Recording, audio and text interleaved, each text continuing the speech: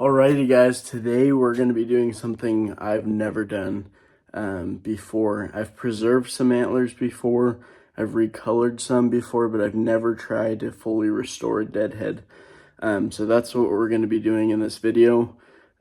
Stay tuned, I'm going to show you all the tools you need, and let's hope I don't butcher this New England Monarch. Alrighty, so to start off, obviously I got the deadhead here. So this is just a really cool buck. He was a 9-pointer, I believe. He might have been a 10, I don't know from out here, but I know at least his beam went out to here. So what we're gonna do is I have some of these pieces from other antlers. Instead of using epoxy to rebuild all the antlers, for the other tips that were chewed off, I'm gonna use this and just use pieces of it so it looks more realistic, and see if I can find a thickness that matches this from some of my sheds upstairs that are kind of chewed and I don't care and I can just reuse them. So going from that point, we have this. So these are the wires we're going to drill in, put these in here, and then that way when we do that, we're going to snip it off, and then we're going to use this as the epoxy to put it on it. So you put the epoxy and you rebuild each time. This is just to trim them down, and then you need a drill to drill in to put these in. So that's kind of the start process, and we'll see what happens. These antlers are really fragile, so you just got to be super careful that you don't destroy them in the process. So always got to be a straight hole.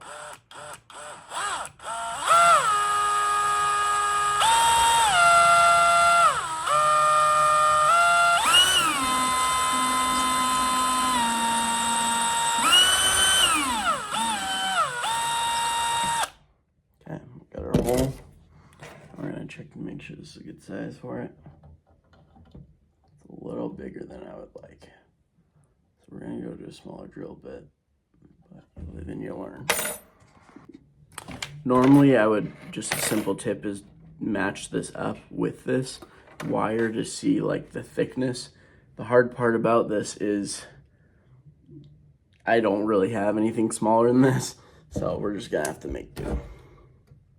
And you need to make sure it's long enough to be able to go in.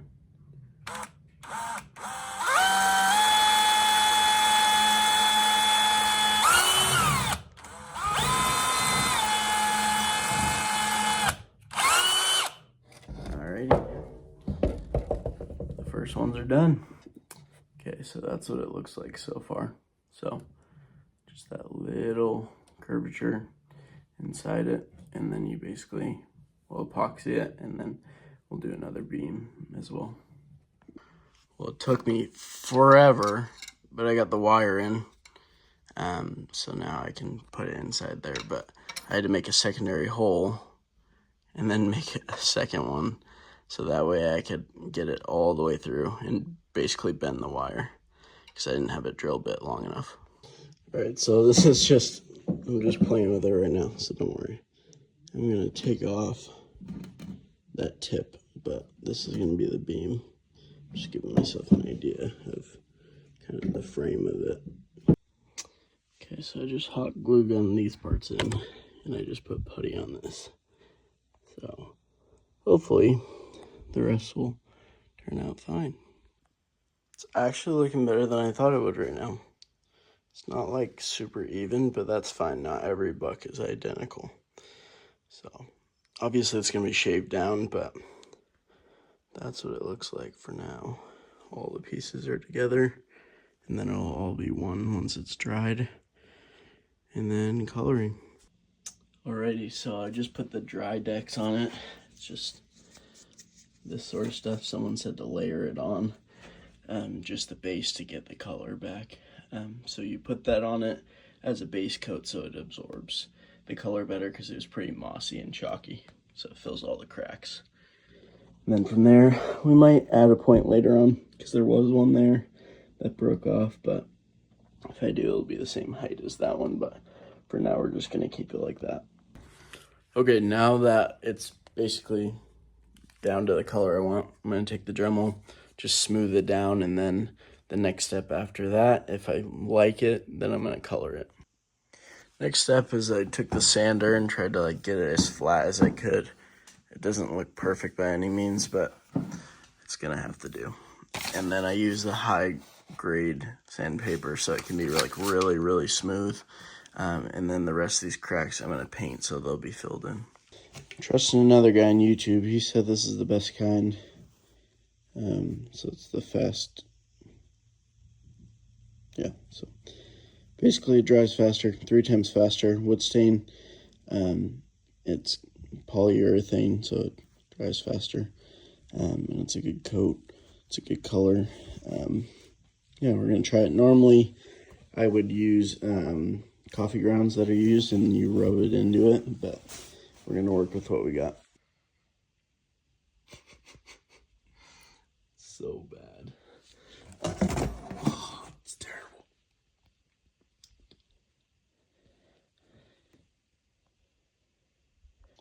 Well, I'm gonna make finishing touches and everything, and obviously clean up the skull with all the extra stain, but it's not terrible. It's not the exact color I wanted, but it'll have to work. I might restain it and stuff. But overall, from being nothing, obviously this color's all going to change, so I'll do that in another video. But not too shabby at all. Just going to have to touch it up and work it in more. But yeah, turned out pretty good. I'm no expert by any means. Like, I made mistakes on this, and you just gotta live and you learn. I'm real. I'm not gonna not post this because I didn't do the best job that I wanted to. It's more about just doing fun, trying new things, and not being afraid to mess up. And it's the same thing in the deer woods. So I'm glad you guys are watching this. If you made it to this point, like, subscribe, do whatever you want if you enjoy the content. And hopefully I can get a couple more bucks like that in my freezer in the future. Take care. Alright, we're gonna look at the mountain laurel right now. Going up to a bedding area. I've found quite a few sheds up here in the past, but they just logged a bunch, so I don't know if we'll find anything, but worth a shot. Someone used to have a good spot. Alrighty, that is shed number 17, or antler number 17 on the season. It's a wee bit chewed. Let me focus the camera here. Maybe not. I tried. Not a bad little guy. Pretty much a dink. I was thinking a lot. I know this isn't part of the Deadhead thing, but as I'm shed hunting, I just found that shed, so I'll add it to this part of the video. But I was thinking about, my buddy asked me, like, dude, I want to come with you. I want to understand how you scout. And I think sometimes people overthink things, but it can be pretty complicated. The first thing I ask people is, what are you looking to hunt? Like, are you trying to hunt a mature deer, like a very old deer, or are you trying to target a specific deer? Are you trying to just get anything? Because very rarely in New England do you have someone that just started out hunting that like kills a bunch of mature deers. Like, it almost never happens unless they're like maybe a gun hunter or they have a bunch of private land, stuff like that. So on public land, like, I started like anything that had horns was going down, or anything over 2.5, 3.5. And I got into filming early, and then now I've started to target specific bucks because I know that not every area has a big deer. You have to go find them here. And I don't want to do it by luck, because I had a lot of areas where it was doe bedding areas where the bucks would just come through maybe a couple times in the year during the rut, and they would just swing through, and you had to be there right on that scrape and right in that bedding area within a 5-day window, or you'd never see a deer or a buck there. And if you don't have a mature buck there, like this year, I didn't get one mature buck. The biggest one was a 3-year-old, and my neighbor, or not my neighbor, a neighbor to that public land ended up shooting it. and send me a photo, but that's totally fine. That's his decision to shoot the deer. Kind of what all hunting is about, is just figuring out what you want to be happy with. So based on the sign that you want to hunt, like I always tell people, the rule of thumb is go where others don't want to go or where they can't go. So that's either places that it's private land, or it's places far away from everybody, or places overlooked. Like everyone I know that hunts like big deer on public land, sometimes it's like, I mean, right off a side of a highway, a little river trek, like on a canoe to get to a spot where it might not be far, but it's inaccessible to anybody else. Like nobody else is willing to do it. It doesn't mean you have to go into the deepest, farthest parts, because sometimes that's not where the deer are. That's where the most people are, because they think they need to get far back.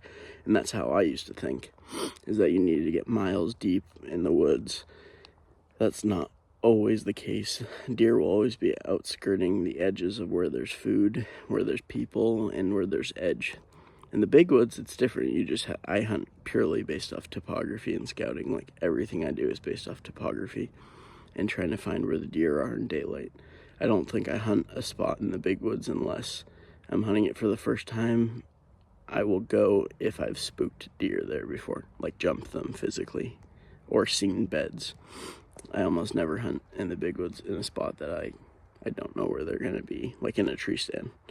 And that tends to get me if I'm in the bedding area. I can usually get them in the morning. And then obviously food in the afternoon, like the white oaks. Early season, they'll hit them morning and afternoon, but it all depends. But those are just some thoughts that I was thinking about. Like, if you're going to ask someone, like, what are some tips you have for hunting, be a little bit more specific. Just tell them like a little bit more about yourself and what you're trying to hunt, because everybody's in a different boat. Not everybody wants to hunt the same thing. As I get further into my career non-hunting, I know I won't have as much time, so I won't be as picky, especially like in New England. Like I'm still gonna pass deer, but I'm definitely, if like 120-inch deer comes by, 115-inch deer, like I'm gonna get them. I'm not gonna pass that if I don't have much time to hunt. So just some thoughts for you guys, and I hope you're having a good week and a good Sunday. Have a good Sabbath, and take care. Adios.